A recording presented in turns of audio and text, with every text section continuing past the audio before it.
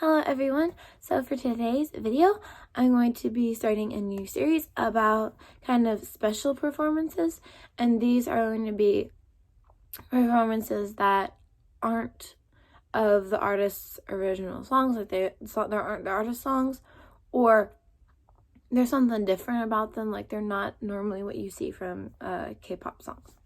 So for the first video, I'm going to be talking about MONSTA X. And I'm sure those of you who have been keeping up with like the most recent news in K-pop aren't going to be surprised about this. So MONSTA X is going to be releasing an all-English album on February 14th of 2020.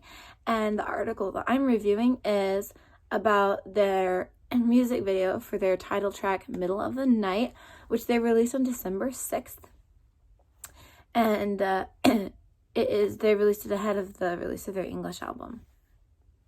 So basically, MONSTA X have historically not had a high amount of popularity in Korea, but they have seemed to really gain a foothold in America, in the US.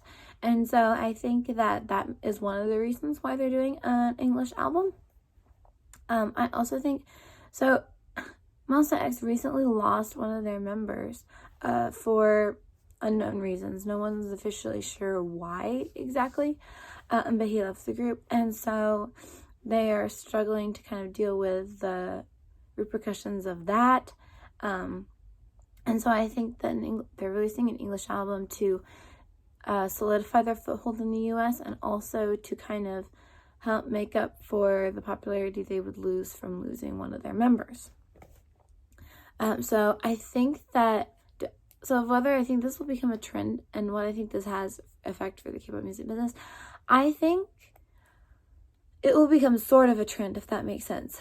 I don't think it'll be something that we'll see constantly, but I think the release of an English album or an English track in general is going to be more and more common, especially for those, actually probably mainly for those groups who have a large amount of popularity in the US. And what I think effect this has on the K-pop music business, I think it's gonna have, I gotta be careful saying this, but I think it'll have somewhat of a negative effect. And before anyone comes and attacks me for that, what I mean by a negative effect is that I think that it'll cause more and more groups to release English tracks. And while that's good, and it's a good thing to get them popularity in the US, K-pop is Korean pop music. It's not Korean men singing English pop music. And so I think that the release of English tracks is kind of going to distract from what K-pop is, which is Korean pop music. They should sing in Korean. They should not be singing in English. Though I do think a release of an English track every once in a while is okay and is very good for their popularity. I don't think that this is something that groups should be doing constantly, because it'll kind of move them out of the realm of K-pop and more into the genre of like American pop, which they're not because they're Asian.